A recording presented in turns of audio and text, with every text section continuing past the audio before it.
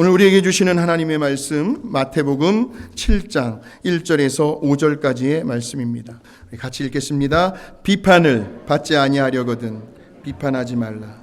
너희가 비판하는 그 비판으로 너희가 비판을 받을 것이요 너희가 헤아리는 그 헤아림으로 너희가 헤아림을 받을 것이니라. 어찌하여 형제의 눈 속에 있는 티를 보고 내 눈 속에 있는 들보는 깨닫지 못하느냐?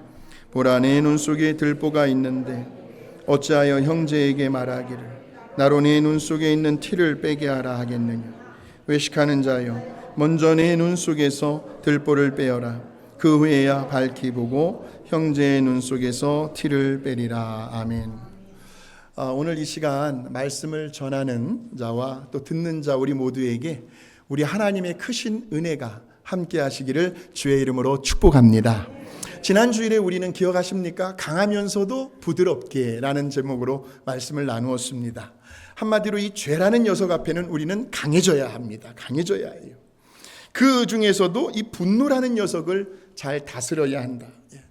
헛된 맹세, 이 헛된 지키지도 못할 이 헛된 맹세로 자신의 그 부정직함을 숨기려고 하지 말아야 한다.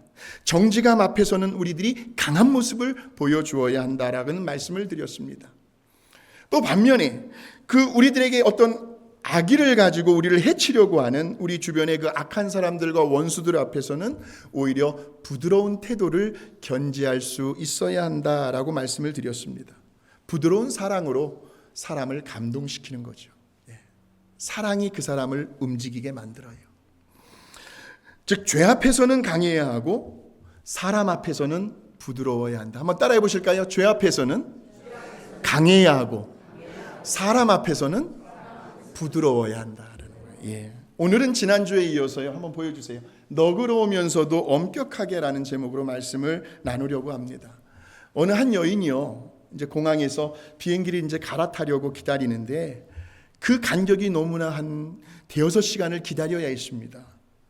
그래가지고 이 여인이 그냥 기다리기가 뭐해가지고 서점에 가서 책 한 권을 사고 편의점에서 과자 한 봉지를 샀어요. 그래서 이제 게이트, 자기가 이제 탑승하는 그 게이트와 가장 가까운 자리에 자리를 잡고 이제 책을 펴서 읽으면서 옆에 놓아둔 과자 봉지에서 과자를 꺼내 먹고 있었습니다. 그런데 그 여인 옆에 앉아 있던 한 남자가요, 그 과자 봉지에 손을 대는 거예요. 그래서 하나를 꺼내 먹는 거예요. 이거 봐라. 물론 속으로요, 이 여자가 무슨 이런 남자가 다 있어? 아무렇지도 않게요. 내 과자 봉지에 손을 대네? 그냥 자연스럽게 뭐 째려볼 수 없잖아요. 그래서 그 남자를 이 여자가 그냥 한번 이렇게 쳐다봤어요. 어떤 사람인가 하고. 남의 과자를, 그것도 아주 태연하게. 염치도 없네. 이 여자가 속으로 그렇게 생각을 한 거예요. 결국 그 과자 한 봉지를 다 먹게 되고 이제 마지막 과자 하나가 남았습니다. 그러자 이 남자가 그 남은 과자를 반으로 쪼개어가지고 그 반쪽을 여인에게 주는 거예요. 아주 밝은 미소를 지으면서. 그러자 여자는 또 속으로 생각을 합니다. 너무나 뻔뻔스러운 거죠. 너무나도 기가 막혔습니다. 살다 보니 별 사람 다 만나네. 야, 당신 오늘 정말 좋은 사람 만나서 다행이다. 나 같은 사람 만났으니 이렇게 과자라도 얻어먹을 수 있지, 성질 더러운 사람 같았으면 당신은 대중 앞에서 개망신 당했을 거야. 속으로 생각을 한 거예요. 그렇게 별의별 생각을 다 하고 있는데 이제 방송이 이제 나온 거예요. 안내 방송이 이제 탑승하라고요. 그래서 이제 불이 나게 주섬주섬 가방을 들고 비행기에 올라탔습니다. 계속해서 그 남자의 얼굴이 떠나가질 않는 거예요. 불편한 마음이 가라앉질 않는 거예요. 너무나도 뻔뻔스러운 그 남자가 에이, 기분 나빠 하면서 아까 읽었던 책을 이제 또 다시 읽으려고, 이어서 읽으려고 이제 책을 꺼내 하려고 가방을 열었습니다. 세상에, 이 여인이요, 가방을 여는 순간 아주 기절초풍할 정도로 기겁을 하고 놀라는 겁니다. 왜 그랬을까요? 아까 편의점에서 자기가 산 그 과자 봉지가 하나도 뜯지 않은 채로 가방에 놓여 있었기 때문이에요.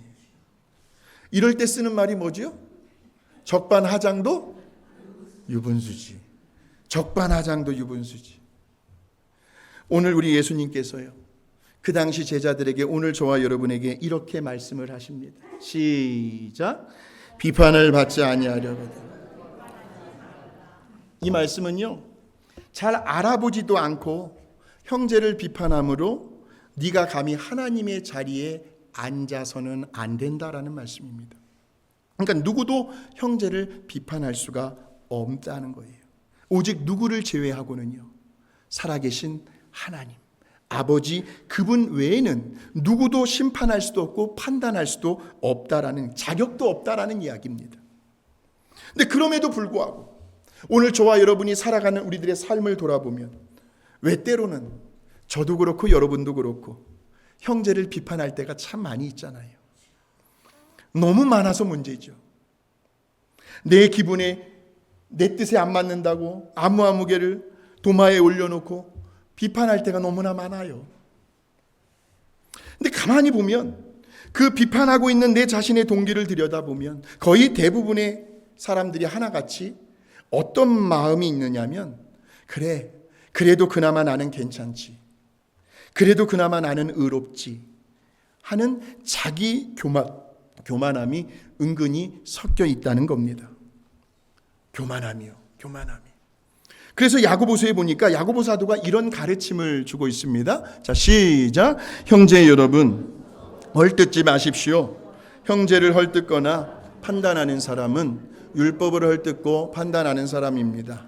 여러분이 율법을 판단하면 율법을 지키는 사람이 아니라 오히려 재판자가 되는 것입니다. 입법자와 재판장은 구원하기도 하시고 멸망시키기도 하시는 하나님 한 분밖에 없습니다. 도대체 여러분이 누군데 이웃을 판단합니까? 자, 또 사도 바울도 이와 비슷한 권면의 말씀을 하는데, 로마서죠. 시작.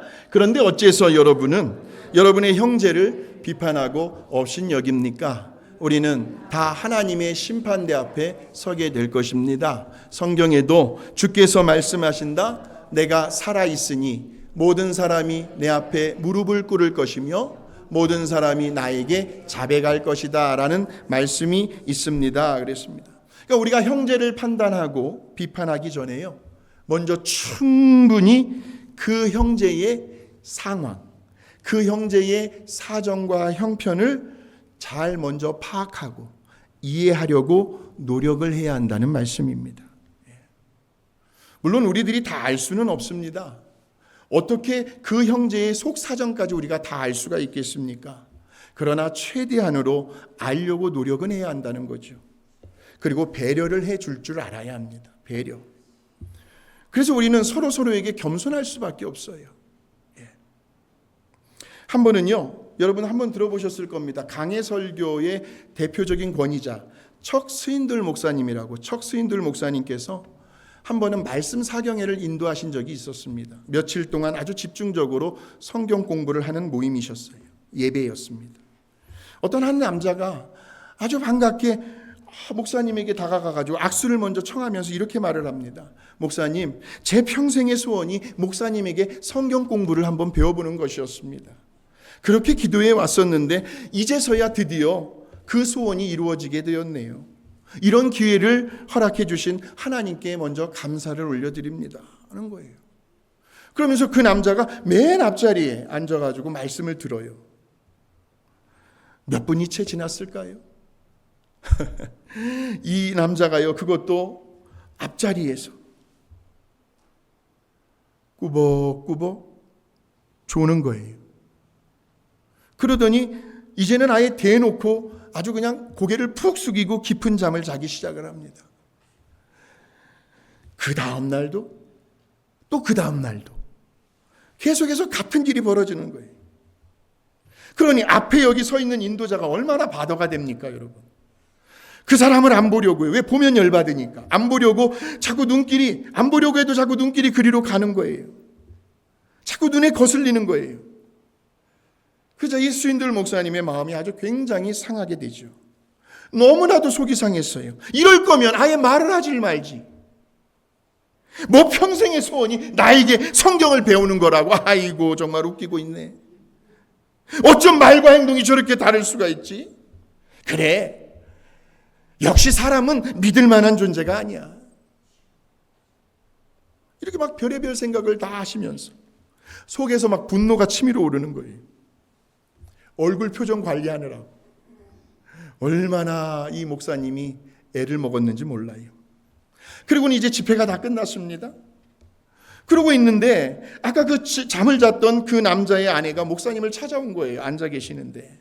그러면서 남편과 똑같은 말을 또 합니다. 목사님, 제 남편의 평생 소원이 목사님에게 성경을 배우는 것이었습니다. 이런 기회를 주신 하나님과 목사님께 너무너무 감사를 드립니다. 그러면서 이 여인의 눈에서 눈물이 글썽글썽거리는 거예요. 목사님, 기도해 주세요. 스윈들 목사님의 눈이 동그래졌어요. 무슨 소리를 하는가? 목사님, 지금 제 남편이 말기암 환자입니다. 너무나 고통스럽다 보니까 그 통증을 이겨내기 위해서 웬만한 진통제 가지고는 들질 않아요, 목사님. 아주 그냥 센, 아주 강력한 진통제를 복용하다 보니까요. 목사님의 그 성경 공부 시간에는 빠질 수가 없는데 또 빠져서 안 된다는 생각에 그래서 약을 먹고 어떻게 해서라도 참석을 했는데 글쎄 그 약만 먹으면은 졸음을 이겨내지 못해서 목사님 죄송합니다. 그 순간 이 스윈들 목사님께서 그만 아차 싶었던 거죠. 잘 알지도 못하면서 함부로 판단하고 비판했다. 그 자신의 모습을 돌아본 거예요. 우리는 다른 사람을 완전히 이해할 수가 없지요. 그렇게 잘 이해하지 못한 상태에서 내 기준을 가지고 내 입장에서 저 상대방을 판단하는 일은 어찌 보면 대단히 위험한 일일 수 있겠다라는 거죠. 그럴 때 우리는 이 두 가지를 놓고 기도를 하셔야 합니다. 하나는 내가 저 사람을 잘 이해할 수 있도록 저에게 지혜를 달라는 기도. 두 번째는 저 상대방이 더 이상은 오해받을 만한 그런 행동을 하지 않도록 하나님 그 사람을 좀 도와주세요 라고 기도해 줄 수 있어야 합니다. 그래서 오늘 본문 말씀에도 보면 우리 예수님께서 계속해서 이렇게 말씀을 이어가십니다. 한번 보여주시겠습니까? 7장 2절입니다. 시작. 너희가 비판하는 그 비판으로 힘을 받을 것이니라. 여기에 이 헤아림이라는 말은 곡식을 담는 그릇을 의미합니다. 이 곡식을 담는.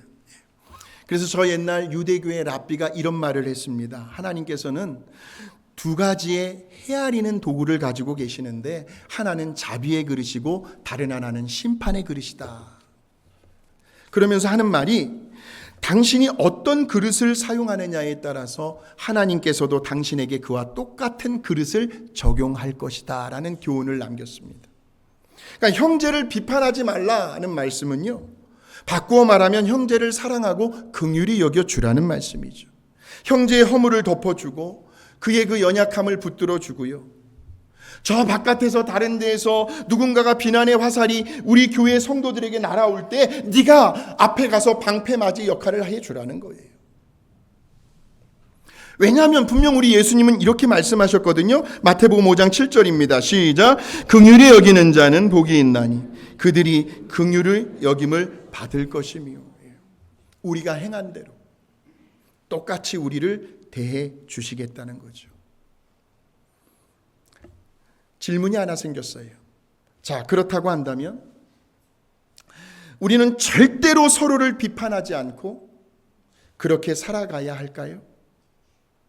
형제가 잘못된 길로 가더라도 그냥 그저 불쌍히 여기는 마음으로 모른 채 해야 할까요? 그것이 성경적으로 맞는 삶일까요? 당연히 아니죠.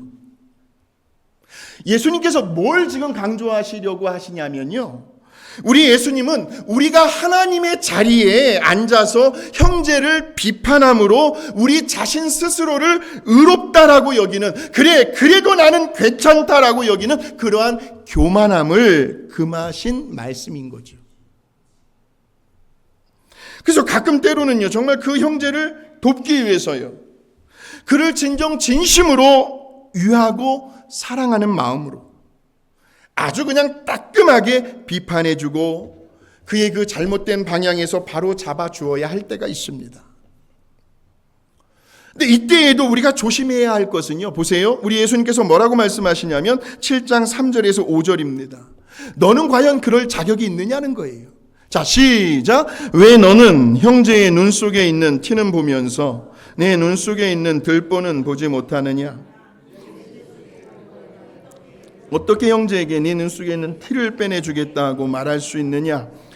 위선자야, 먼저 네 눈 속에 들보를 빼내어라.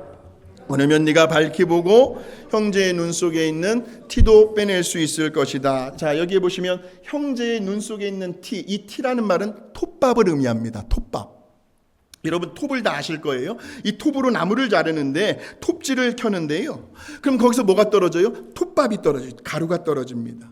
근데 저기서 바람이 흥 불어오는 거예요. 그러면 그 톱밥이 얼마나 가벼워요. 그게 휘날리다가 작은 것이 그 형제의 눈 안에 들어간 거죠. 또 어떤 표현이 나와요? 네 눈 속에 들보라는 표현이 나옵니다. 이 들보는 통나무를 의미해요. 통나무. 그러니까 지금 이 비유는요, 먼저 너 자신, 내 자신의 허물을 살펴보고 회개한 후에 그리고 나서 내 형제를 바로 잡아주라는 거죠. 네 자신부터 먼저 똑바로 서 있으라는 거죠. 저는 이 말씀을 묵상할 때마다 이 마하트마 간디의 일화가 자꾸 생각이 납니다. 어느 날 한 번은 이 간디에게 한 여인이 아들을 데리고 찾아왔어요. 그리고는 부탁하는 말이, 선생님, 제 아들이 너무나 사탕을 좋아합니다. 그냥 매일 몇 개씩 먹어요. 그런데 이빨이 썩을까 봐 심히 걱정이 됩니다. 그러니 선생님께서 제 아들에게 사탕을 좀 적당히, 아니 아예 안 먹으면 더 좋고요. 그렇게 좀 타일러 주세요. 제 말은 듣질 않아요. 그러자 간디가 이런 말을 해요. 한 달 후에 다시 오세요. 한 달 후에 다시 오세요. 그리고는 돌려보냅니다. 뻥하죠. 도대체 무슨 영문인지도 모르고 어찌되었든 한 달이 지나서 이 여인이 다시 아들을 데리고 찾아왔어요. 그러자 간디가 이 아이에게 이렇게 말을 합니다. 얘야, 사탕을 자주 먹으면 이가 썩는단다. 그러니 이제 그만 먹었으면 좋겠는데. 그러니까 아이가 고개를 끄덕이면서 순종을 합니다. 그러자 엄마 입장에서 고맙잖아요. 고마우면서도 한편으로는 궁금했던 거예요. 선생님, 이렇게 쉽게 한마디를 하시면 될 것을 왜 한 달 후에 오라고 하셨습니까? 그러자 간디가 빙그레 웃으시면서 이렇게 대답을 합니다. 한 달 전에는 나도 사탕을 즐겨 먹고 있었거든요. 얼마나 달콤해요. 제가 이 일화를 보면서 우리가 한번 가만히 생각을 해보시면, 물론 한 달 전에요, 이 여인이 아이를 데리고 와서 부탁할 때 간디는 얼마든지 이렇게 말할 수 있었을 겁니다. 어머니, 사탕 먹는 것은 죄가 아닙니다. 다 커가는 아이들이 그렇게 먹을 수 있지요. 라든지, 아니면 자기는 먹고 있으면서도 겉으로는 아닌 척 위선적으로 사탕은 이를 썩게 할 수 있으니 사탕 먹지 말라고 아이를 타일러 줄 수도 있었을 겁니다. 그런데 정말 간디는요, 사탕을 먹으면 치아가 상한다는 것을 알고 있었어요. 단 어른하고 아이의 차이는 치아를 관리하는 방법이 다를 뿐이죠. 그래서 그는 진심으로 그 아이의 그 나쁜 습관을 고쳐주고 싶었던 거죠. 그러기 위해서는 어떻게 해야 해요? 간디 자신이 먼저 사탕을 즐겨 먹는 습관을 버려야 했던 거예요. 그 시간이 한 달 정도 걸린 거예요. 보세요. 다른 사람의 눈에 티가 있습니다. 그런데 그 조그만한 티 때문에 자꾸 눈물이 나요. 안구의 색깔이 자꾸 변해요. 안질이 생겨요. 그런데도 그냥 모른 척하고 방관하는 것은 옳은 일이 아니죠. 뻔히 보이는데. 어서 빨리 그 작은 티를 빼내 주어야 합니다. 그러기 위해서는 어떻게 해야 돼요? 자기의 눈을 밝게 해 주어야 합니다. 그래야 잘 보이니까. 그래서 자기의 눈을 밝게 해줬더니요, 자기 자신을 들여다보니까 세상에 티는 저리 가라예요. 아무것도 아니었어요. 자기 눈 속에 있는 커다란 통나무가 있다는 사실을 깨닫게 됩니다. 그래서 그 즉시 회개의 자리로 나아가죠. 그리고는 예수 그리스도의 보혈의 피에 의지하여 깨끗하고 정결한 마음으로 이제는 나를 향하여 그 누구도 책망할 것이 없는 그러한 마음가짐으로, 그리고 나서 형제를 찾아가서 사랑의 손길을 내밀고 그의 눈에서 티를 빼내줍니다. 형제의 잘못을 깨닫도록 도와줍니다. 그리고 그 형제도 같이 회개하고 돌아서게 하죠. 이렇게 되면 서로가 좋은 거예요. 그러니까 이중으로 서로에게 유익이 되는 거죠. 내가 정결하게 되어서 나도 떳떳하고, 또 그 형제도 깨끗하게 되어서 본인의 마음도 평안할 거고요. 아무런 불편함이 없을 겁니다. 그래서 사도 바울은 이렇게 권면의 말씀을 하더라고요. 갈라디아서 6장 1절입니다. 시작. 형제 여러분, 어떤 사람이 잘못을 범했다면 한 마음으로 그런 사람을 바로잡아 주십시오. 그리고 여러분 자신도 그런 시험을 받지 않도록 주의하십시오. 그랬습니다. 성령을 따라 사는 저와 여러분은 오늘 온유한 마음을 가지시고, 내 자신부터 먼저 정결하고 깨끗한 상태에서 다른 형제들을 권면해주고 올바른 길로 인도해 줄 수 있는 우리 모두가 되시기를 주의 이름으로 축복합니다.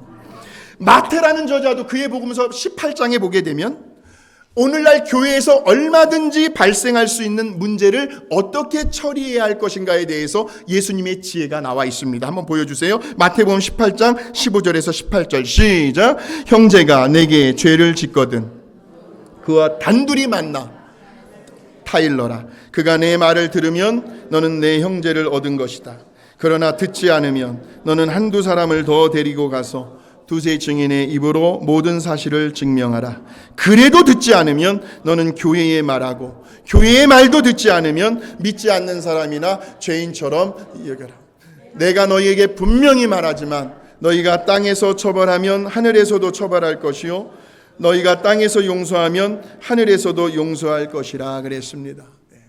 교회는 은혜가 넘치는 그러한 공동체이기도 하지만 그 은혜스러운 분위기를 흐트리려고 하는 미꾸라지 같은 불미스러운 일이 일어나서는 안 되는 거죠. 자, 그럴 때에 우리 성도들이 어떤 죄를 저질렀을 때에 교회가 취해야 할 4가지 단계가 지금 예수님께서 말씀해 주시고 있는 장면인데, 첫 번째 단계는 잘못한 그 개인을 혼자 조용히 찾아가서 정말 그 사람을 위해주고 사랑하는 마음으로 그의 허물을 지적해주고 권고해야 한다는 거예요. 이때도 한 가지 조심해야 할 것은, 그렇게 하기 전에 너 자신을 그러니까 혹시라도 나에게도 그런 잘못이 있는지 내 자신을 돌아보아야 한다라는 거죠. 그래서 찾아갔어요. 아무도 모르게 찾아갔어요. 그래서 만일 그가 나의 그 권면을 듣고 정말 잘못을 인정하고 뉘우치는 마음으로 회개하고 돌아서면 그 자리에서 하나님의 용서하심을 구하는 거예요. 같이 기도해야 돼요. 그 자리에서. 그래서 이제 그 순간부터 그의 허물을 덮어주어야 한다는 거예요. 절대로 입 밖으로 내어서는 안 된다는 거죠. 왜요? 이미 하나님께서 다 용서해 주셨으니까. 하나님께서 용서해 주신 그 일을 가지고 다시 내 입 밖으로 꺼낸다? 이건 하나님의 권한에, 하나님의 행동에 월권하는 행위라는 거죠. 월권하는 행위. 그리고 그 용서받은 그 사람도요, 2번 다시는 같은 잘못을 하지 않아야 합니다. 말로만 회개하고 돌아서도 같은 행동을 하고 있다? 그건 진정한 회개가 아니죠. 회개는 행동의 변화니까요. 회개는 행동의 변화가 있어야 진정한 회개라는 거예요. 2번째 단계는 찾아갔어요. 근데 자꾸 변명만 늘어놓는 거예요. 자기 입장만 계속 주장을 하는 거예요. 사람 상대방의 말을 들으려고 하질 않아요. 대화가 통하질 않아요. 말귀를 못 알아들어요. 물론 속으로는 어쩔지는 몰라도요, 자기의 잘못을 인정하지 않습니다. 아니면 또 이런 경우가 있죠. 인정은 해요. 제가 잘못했어요. 자기가 뭘 잘못했는지 인정을 합니다. 그런데 전혀 달라지는 것이 없습니다. 여전히 똑같은 행동을 반복을 하죠. 그러니 변화되지 않고 계속해서 같은 형태의 잘못을 범할 때에는 이제는 한두 사람의 증인을 더 데리고 가라는 거죠. 그가 뭘 잘못했는지 그 허물을 드러내고 회개하도록 권면해 줄 수 있어야 한다.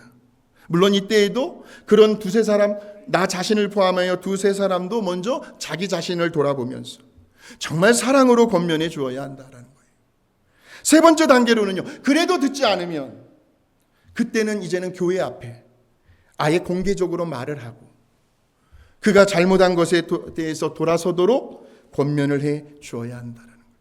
마지막 네 번째 단계는요, 그래도 돌아서지 않고 계속 고집을 부리고 악한 일을 반복하고 있으면 그러면 어떻게 하라는 거예요? 믿지 않는 사람이나 죄인처럼 여기라는 거죠.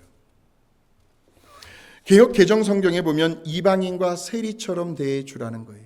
이방인과 세리. 묵상하면서 우리 예수님께서 바리새인처럼 여기라는 말을 하지 않으신 거에 대해서 감사했어요. 이방인과 세리처럼 대해 주어라. 여러분, 바리새인처럼 대해 주면요, 바리새인들은 스스로를 의롭다라고 여기고 끝까지 돌아서지 않았던 사람들이죠. 화인 맞은 불쌍한 영혼들입니다. 바리새인들은 예수님을 끝까지 인정하지 않고 대적하며 예수님을 밀어내고 부인했던 사람들이죠. 그런데 이방인과 세리들은 어때요?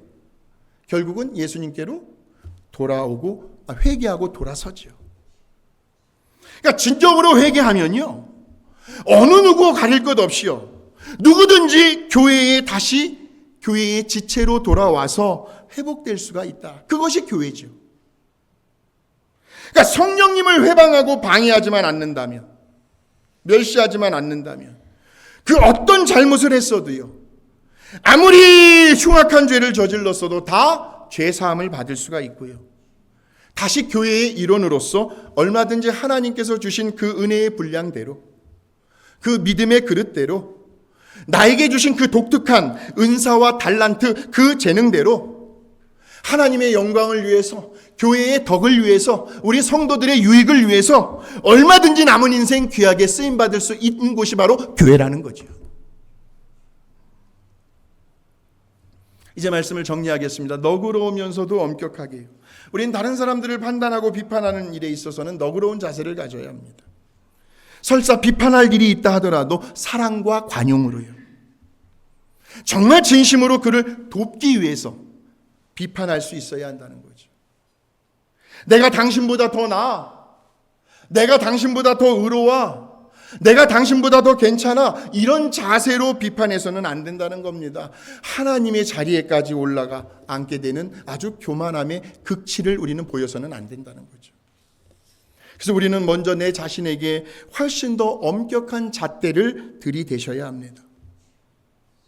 다른 사람의 허물과 잘못이 아까 말한 그 톱밥에서 나온 작은 티라고 한다면 저와 여러분 자신을 한번 돌아보세요. 나의 잘못은 아직 톱으로 켜지도 않은 통나무와도 같다. 그러한 마음가짐으로 내 자신을 먼저 꼼꼼히 살필 수 있어야 한다는 이야기입니다. 우리 예수님도 그러셨더라고요. 사복음서를 자세히 읽어보시면 우리 예수님은 이 땅에 계시는 동안 참으로 하나님 아버지의 뜻을 따라 엄격하게 사셨습니다. 너무나도 엄격하게 사셨어요. 예수님께서 아버지의 뜻에서 벗어나는 일은 절대로 하지 않으셨어요. 저 예루살렘에 올라가시는 것도요, 예수님이 마음대로 올라가신 것이 아니라 3번이요, 아버지께서 정하신 그 시간에 따라 맞춰서 올라가셨어요. 그런데 다른 사람들에게는 정말 죄인들을 향해서는 얼마나 너그러우셨는지 몰라요. 그 당시 거의 제자들 대부분이요, 당시 사회에서 존경받지 못하는 사람들이었거든요. 많이 배우지 못한 사람들이었습니다. 공동체에서 소외된 그런 병자들, 귀신 들린 자들, 간음을 하다 현장에서 붙잡힌 그런 여인과 같은 사람들, 세리와 창녀들 너그러이 용서해 주시고 용납하시고 그들을 받아주셨어요. 그런데 오늘날 세상은 어떻습니까? 사회적인 흐름이 나 자신에게는 한없이 너그럽고 관대합니다. 그리고 다른 사람들을 향해서는 한없이 엄격한 태도를 선호하고 있습니다. 세상에 내가 하면 로맨스고 다른 사람이 하면 불륜이 말이 됩니까? 과연 누가 이러한 사회적인 흐름을 바꿔놓을 수 있을까요? 바로 저와 여러분입니다. 이 땅의 진정한 크리스찬들, 세상의 빛과 소금이 되는 진정한 성도들, 알곡 같은 믿음을 가진, 환란의 바람이 흙 불면 이리 날리고 저리 날리고 이리 옮기고 저리 옮겨 다니는 그런 성도들이 아니라, 환란의 바람이 불어온다 할지라도 믿음의 뚝심을 가지고 믿음의 뿌리를 말씀 안에 내리며 정직하고 진실된 하나님의 자녀들, 아버지가 거룩한 것 같이 우리도 세상과 구별되어 정직하고 겸손하며 흠잡힐 일이 없도록 매사에 말 한마디, 행동 하나하나 신중하고 조심하셔야 한다라는 거죠. 날마다 매 순간 분초마다 우리의 생각과 감정과 마음 가운데 예수 그리스도의 그 보혈의 피로 날마다 깨끗이 씻어내야 한다라는 말씀입니다. 날마다 회개의 자리로 나아가서 다시 새롭게 행동의 변화를 경험하실 수 있어야 합니다. 우리 자신에게는 계속해서 끊임없이 긴장을 늦춰서는 안 돼요. 엄격해지셔야 합니다. 그러나 다른 사람들을 향해서는 한없이 너그러워질 수 있어야 하죠. 죄에 대해서 그러라는 말씀이 아니에요. 사람들에게 너그러워야 한다는 거죠. 너그러운 마음으로 서로를 대하고, 가만히 생각을 해보았습니다. 이 땅에 태어나는 거, 오는 건 순서가 있는데 가는 건 순서가 없는데 과연 내가 살아갈 날이 얼마나 남았을까? 내일 일을 우리가 어떻게 장담할 수가 있겠습니까?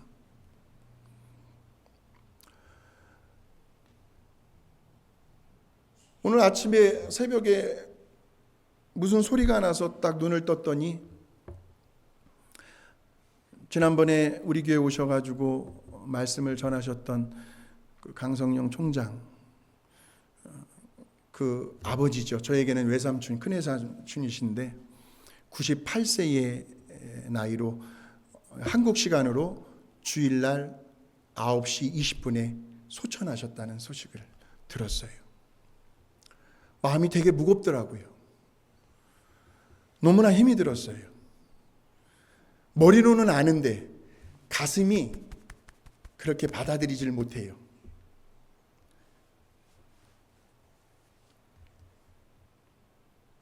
우리 모두도요, 저 자신도 살 날이 정말 얼마나 남았을까? 죽도록 사랑만 해도 세월이 짧은 것 같아요. 시간이 얼마 없는 것 같아요. 더 늦기 전에, 더 후회하기 전에요, 오늘부터 지금 당장 서로를 용서하고 권면해주며 그리스도의 사랑으로 서로를 받아들일 수 있는 우리 교회, 우리 성도님들 다 되셨으면 좋겠습니다. 우리가 형제를 비판할 때조차도 공동체의 유익을 위해서요, 그 선한 목적을 위해서요, 비판해야 하고요. 비판을 위한 비판을 해서는 안 되죠. 우리 자신을 먼저 정결하게 한 후에 우리를 받아주시고 우리를 용서해 주시는 그 하나님 아버지의 사랑으로 형제를 사랑하고 비판함으로 그를 그리스도 안에서 올곧게 설 수 있도록 서로가 도와주셔야 합니다. 형제를 향한 우리의 비판에 더더욱 하나님의 그 인자하심과 그 자비와 그 선하심이 가득해야 합니다. 우리 모두가 서로에게 더더욱 유익하고 아름답고 겸손한 자세로요, 하나님의 사랑을 회복해 나가는 건강한 공동체로 세워나가는 그러한 은혜가 오늘 말씀을 전하고 듣는 우리 모두에게 함께 하시기를 주님의 이름으로 축원합니다. 하나님 아버지 감사합니다. 오늘 말씀을 전하고 듣는 중에 어느 한 사람이라도 성령님께서 그 마음 가운데 감동을 주셔서 우리가 내 자신을 대할 때에는 정말 너무나 엄격하게, 그리고 상대방을 대할 때에는 한없이 너그러움으로 대할 수 있는, 그렇게 순종할 수 있는, 그 자리에까지 나아갈 수 있는, 변화되는 그런 모습을 서로가 좀 보았으면 좋겠습니다. 하나님이 도와주십시오.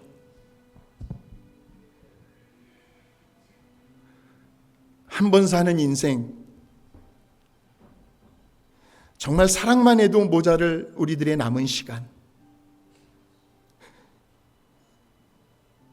우리 사랑하는 성도님들 가정을 회복시켜 주세요. 부부 간의 관계, 부부와 자식 간의 관계, 또 형제, 자매, 친척들 관계, 이웃들 관계, 성도들 안에서의 관계까지도 성령 하나님께서 다 해결해 주시고 회복시켜 주셔서 서로 웃으면서 기쁨으로 화목하게 행복하게 그렇게 가정생활도 직장생활도 교회생활도 그렇게 해나갈 수 있도록 주님 인도하여 주시옵소서. 예수님의 이름으로 감사하고 기도하옵나이다. 아멘.